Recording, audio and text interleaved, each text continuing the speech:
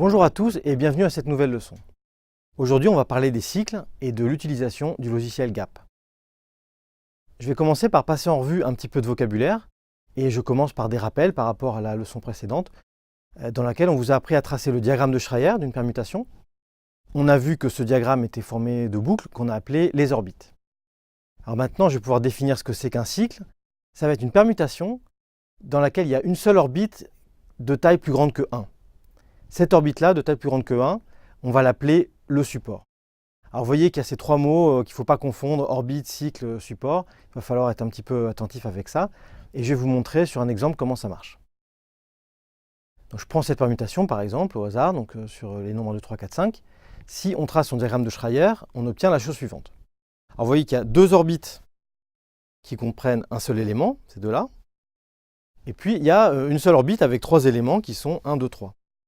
Donc cette permutation-là, c'est bien un cycle, et son support, c'est l'ensemble 1, 2, 3. On va utiliser une notation pour les cycles qui est très condensée et très pratique, et c'est la suivante. Alors, en fait, on a trois notations qui sont différemment utilisées, qui sont toutes valables pour désigner ce cycle-là. Et le principe très simple, c'est d'écrire les nombres qui sont dans le support, dans l'ordre dans lequel on les trouve en suivant les flèches. Donc, c'est-à-dire que si je pars par exemple du 2, je vois d'abord le 2, ensuite le 3, ensuite le 1, et ça me donne la notation 2, 3, 1. Si je pars du 1 ou du 3, j'obtiens les deux autres possibilités. Et tout ça, c'est des notations équivalentes qu'on peut employer. Alors je vous fais remarquer qu'il y a un sous-entendu dans cette notation-là, parce qu'on ne précise à aucun endroit qu'on est en train de faire une permutation des nombres 1, 2, 3, 4, 5. Le 5 est nulle part, donc c'est quelque chose qui est sous-entendu par le contexte. Je vous montre un autre exemple avec cette permutation-là, toujours sur 5 points. Donc voilà son graphe de Schreier. Cette fois-ci, on a une seule orbite qui comprend un seul élément, elle est ici, et une seule orbite avec plus d'un élément, à savoir 4, et c'est celle-ci. Donc on est bien en présence d'un cycle. Et comme précédemment, on va avoir une nouvelle notation, le principe est le même. On choisit l'un des points sur l'orbite, par exemple le 5, on suit les flèches, 5, 3, 4, 2, ce qui donne la notation ici, 5, 3, 4, 2. Les trois autres possibilités qu'on aurait eues pour choisir le premier point donnent les trois autres notations que vous voyez ici. Prenons le cycle 1, 2, 3, sous-entendu comme une permutation sur 5 points. On va l'appeler A. Et puis le cycle 4, 5, donc la permutation qui garde en place les nombres 1, 2, 3 et qui échange 4, 5. Alors maintenant, le graphe de Schreier de la permutation qu'on obtient en faisant A fois B est immédiat. C'est tout simplement l'orbite non réduite à un élément de la permutation A, et à côté, l'unique orbite non réduite à un élément de la permutation B. Pourquoi cela? Eh bien, si on regarde uniquement ce qui se passe sur les chiffres 1, 2, 3, la permutation A va les échanger d'une certaine manière entre eux, alors que la permutation B ne fait rien dessus. Donc, notre permutation AB va avoir une première orbite qui est tout simplement celle de A. De la même manière, comme A ne fait rien sur les points 4 et 5, on va avoir une deuxième orbite qui est celle de B. Et par ailleurs, nous aurions obtenu le même graphe de Schreier si on avait considéré le produit B fois A dans l'autre sens. Donc là, nous avons un exemple de permutation AB tel que AB égale BA. Nous allons souvent utiliser cette argumentation à l'envers. On prend une permutation, par exemple notre permutation R qui venait de l'exemple des numérotation des voitures dans un TGV, et on voit que son diagramme de Schreier contient 5 orbites. Or, chaque orbite est en fait le diagramme de Schreier d'un cycle. Donc on peut écrire R comme le produit de 5 cycles comme ceci. Nous n'avons utilisé aucune propriété particulière de cette permutation-ci. En fait, de manière générale, si on se prend une permutation A, on va pouvoir l'écrire comme un produit de cycles C1 jusqu'à CK qui sont tous à support disjoint. Comme ils sont à support disjoint, ils commutent entre eux. Et cette écriture va être unique. La seule ambiguïté pourrait être de mettre les C1 jusqu'à CK dans un autre ordre, ce qui ne change pas la valeur du produit. Si ce résultat paraît un peu abstrait, on peut tout simplement le prendre comme l'introduction d'une nouvelle notation. Désormais, on va privilégier l'écriture en produit de cycle à support disjoint plutôt que l'écriture standard d'une permutation. L'avantage de cette nouvelle notation est qu'elle est plus condensée. Prenons par exemple l'exemple du Rubik's Cube.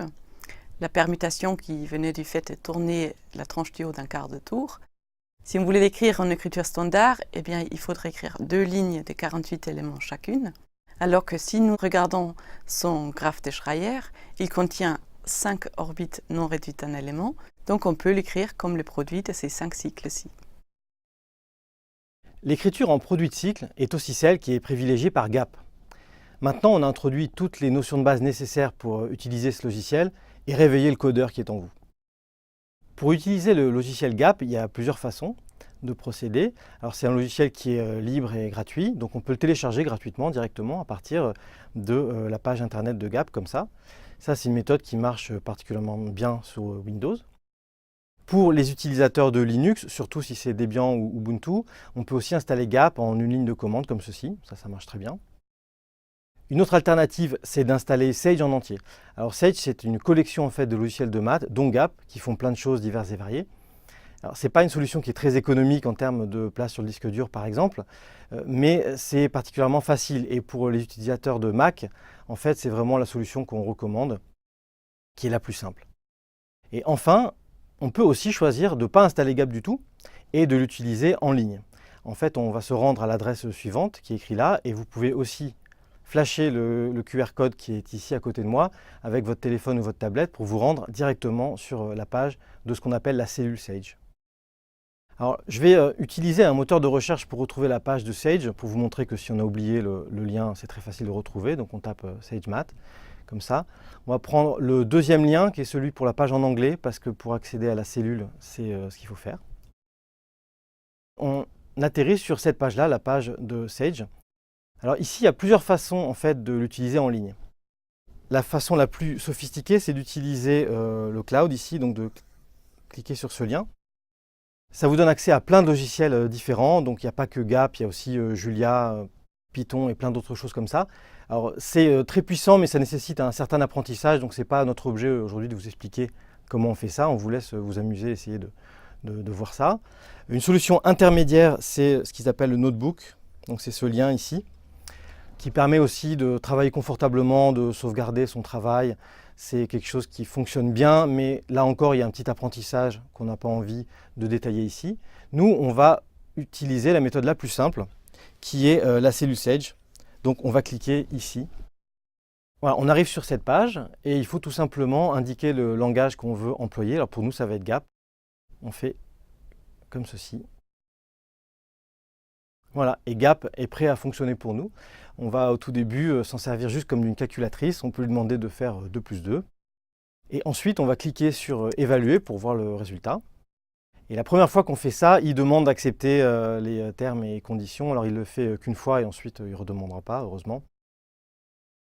Et voilà, et on trouve que 2 plus 2, ça fait 4. Alors on a déjà vu qu'il faut mettre un point-virgule à la fin de l'instruction. Ça, c'est une règle qui s'appliquera tout le temps, tout le temps.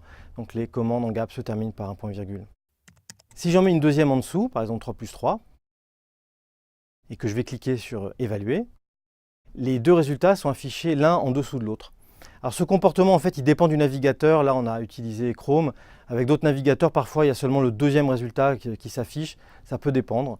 Alors si on veut être absolument sûr de ce qui se passe, on peut mettre un double point-virgule après une commande pour pas qu'elle affiche son résultat.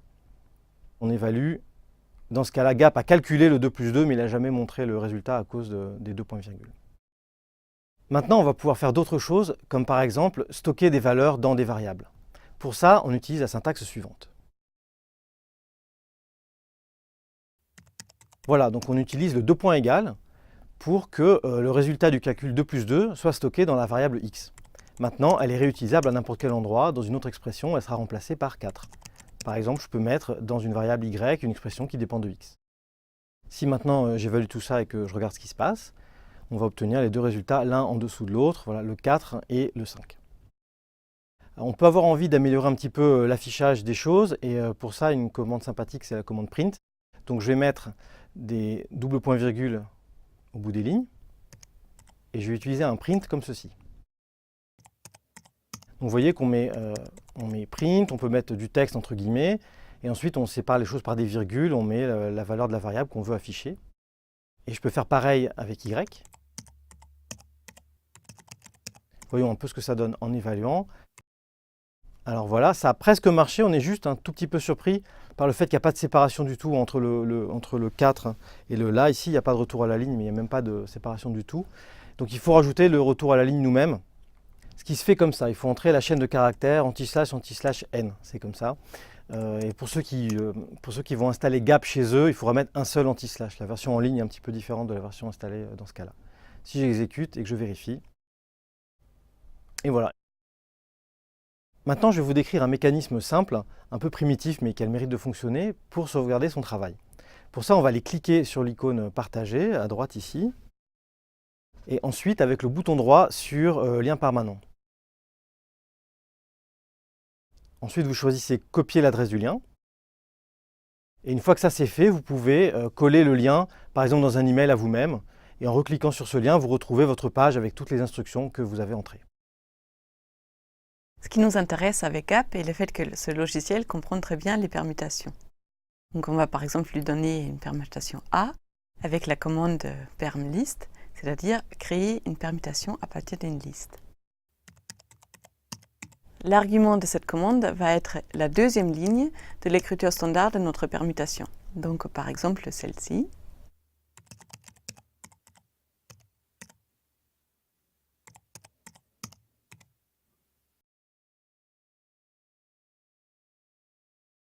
Vous voyez qu'en exécutant, Gap nous affiche tout de suite la décomposition en produit de cycle à support disjoint de notre permutation A.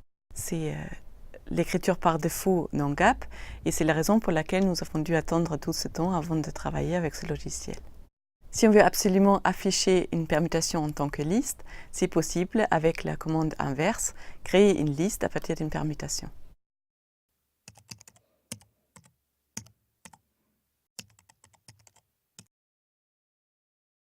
Donc là, nous avons retrouvé notre permutation A du départ. Gap va bien sûr savoir multiplier des permutations entre elles avec la commande astérisque. Par exemple, je peux faire A astérisque A pour A fois A.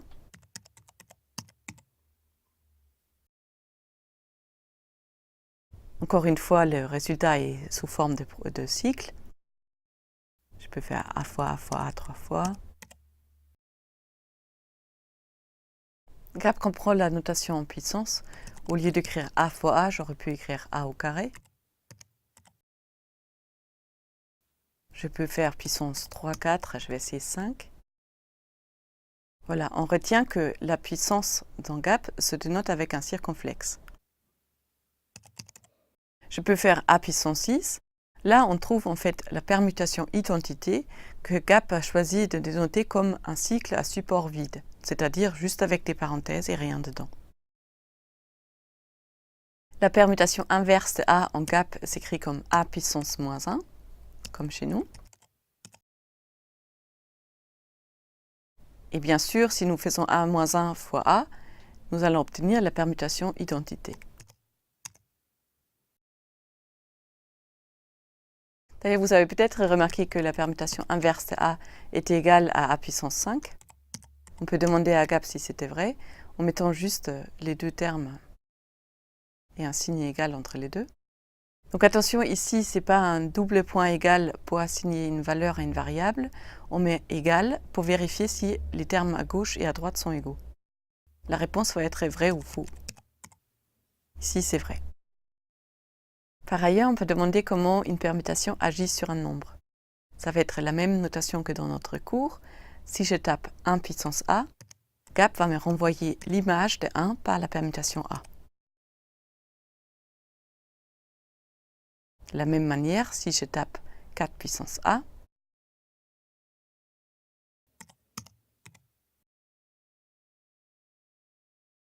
j'obtiens bien 5 qui est l'image de 4 par A.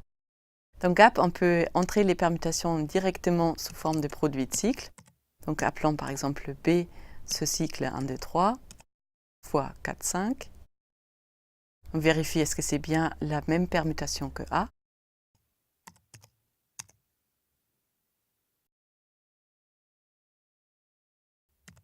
Oui, encore un exemple, appelons X le cycle 1, 2, 3. Y le cycle 4, 5. On calcule le produit X fois Y. est-ce que A est égal à ce produit? Oui. Voici un petit récapitulatif des commandes que nous avons introduites avec GAP sur comment écrire une permutation, comment écrire le produit de permutation, la permutation inverse, la permutation identité et enfin l'image d'un nombre par une permutation.